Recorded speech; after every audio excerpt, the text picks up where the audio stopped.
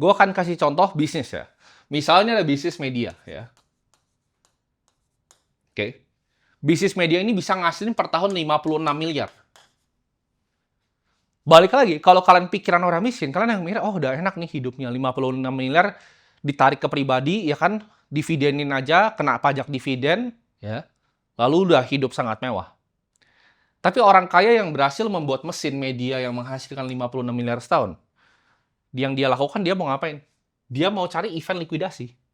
Ya. Kalau media di global, ya ini kita rata-rata dunia, itu PI-nya di 15. Ya. Oke. Tapi valuasi itu biasanya tergantung ya dari kemauan publik, ya, dari persepsi publik. Semuanya itu jadi hitungan. Jadi nggak ada rumus pastinya antara restoran tuh 2-3 kali itu berdasarkan pengalaman gue. Sedangkan software memang bisa 20-30 kali. Tapi apakah ada perusahaan yang bisa sampai 100 kali? Jawabannya ada. Ya. Perusahaan yang sampai 40-50 kali apakah ada? Ada. Ya. Jadi apa yang dilakukan oleh orang yang punya bisnis media ngasilin kas bersih 56 miliar per setahun? Dia nggak akan tarik keluar. Yang dia lakukan adalah apa? Dia akan cari event likuidasi. Ya. Dan yang paling besar itu adalah IPO. Dia akan melakukan yang namanya IPO. Nanti gue akan jelaskan. Ini banyak strateginya yang kalian nggak paham. Ya.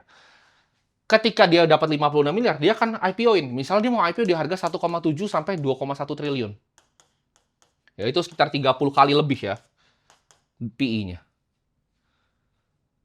Kalau dia punya 70% dari bisnis ini, ya, dia langsung jadi triliuner ya. Di atas kertas. Oke.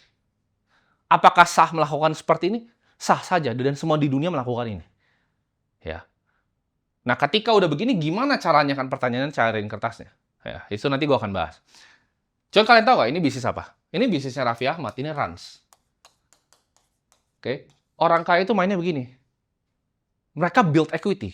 Mereka cari valuasinya. Kalau bisa 30 kali dari price to earning-nya. Mereka nggak mau uang kecil. Mereka mau market cap-nya 1,7 triliun sampai 2,1 triliun. Gitu. Mereka nggak mau cari 56 miliar per tahun. Mereka kejarnya uang besar. Ketika dia punya 70%, dia akan dapat 1 T lebih, kan? Asetnya langsung 1 triliun di atas paper. Nah, pertanyaannya sekarang. Banyak yang bingung, oh tapi kalau udah begitu gimana cara duitinnya? Kalau yang awam lagi, balik lagi nih. Kalau orang miskin mikirnya dia akan jual di publik. Oke, ini kan pikiran kalian. Dia akan jual di publik. Cuman itu cara paling tidak efisien. Dan orang kaya ini kalau kita ngomong semuanya, itu nggak ada yang menjual seperti ini di publik. Ya. Yang dia lakukan ketika dia punya perusahaan, valuasi 1,7 triliun sampai 2,1 triliun, itu bisa dijaminkan ya ke sekuritas. Namanya fasilitasnya adalah repo. Ya, ini orang kaya yang tahu. Jadi ketika punya 1 triliun nih, dia akan repo. Itu lu bisa keluarin misal 30%, 300 miliar. Ya. Dengan menjaminkan saham ini. Oke. Ini bisa dipakai nih buat hidup. Nah, tapi siapa yang pakai kayak gini? Jawabannya semua orang. Kalau kalian lihat ya di India itu adalah namanya Reliance ya. Mukesh Ambani. Oke. Yang dia lakukan adalah apa? Dia bikin Reliance Industry ya. Ini ngasih PI-nya 20. Ini kalian nggak akan ketemu pelajaran di mana-mana. Yang dia lakukan adalah ketika perusahaannya market cap bertumbuh, dia akan repo ke bank. Dia minjem, ya misalnya 30% dari value-nya. Makanya dia bisa bikin rumah tuh yang kayak, kalau kalian lihat rumahnya Mukesh Ambani itu yang bener-bener kayak ada helipad-nya banyak banget. Terus dia bikin tinggi sekali tuh kayak gedung begitu, rumahnya tuh gedung gitu. Pernikahan anaknya juga luar biasa, semua jam tangan paling mewah di dunia dibeliin. Kenapa? Karena dia melakukan ini. Dia repo. Nah, tapi kan orang banyak nanya, kalau repo ini kan ada bunganya. Ya, betul. Ya. Tapi bunga yang berapa kalau diminta sama orang-orang seperti itu? Kecil. Ya, biasa 4-5%. Jadi kalau sahamnya bisa tumbuh 10-11%, dan dia bisa ngerepo 4-5%, ya, ini ada selisihnya. Jadi, ibarat bunganya kan begini nih. Ya. Jadi sahamnya begini, bunganya begini.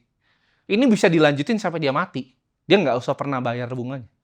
Jadi ini caranya orang kaya untuk menghindarin namanya kalau di India ya, inheritance tax. Karena dia nggak mau kena pajak ketika dia turunin ke anaknya, nggak usah kena pajak. Dia masih ada hutang kok, masih ada liabilitas ini. Ya. Ini game yang dimainin sama Elon Musk. Ya. Kalau lu perhatikan Elon Musk, dia hidupnya dari mana? Kan valuasi semua. Kalau dia jual, jatuh dong sahamnya. Betul, kalau Mukesh Ambani jual Reliance, jatuh pasti sahamnya. Jadi yang dia lakukan, dia jaminkan sahamnya. Ya.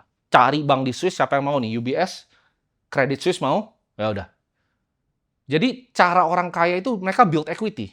Ya. Mereka pikirannya nggak sesimpel, oh menghasilkan cash flow, terus kayak bulanan masuk begitu. Itu cuma pikiran orang yang nggak pernah punya duit.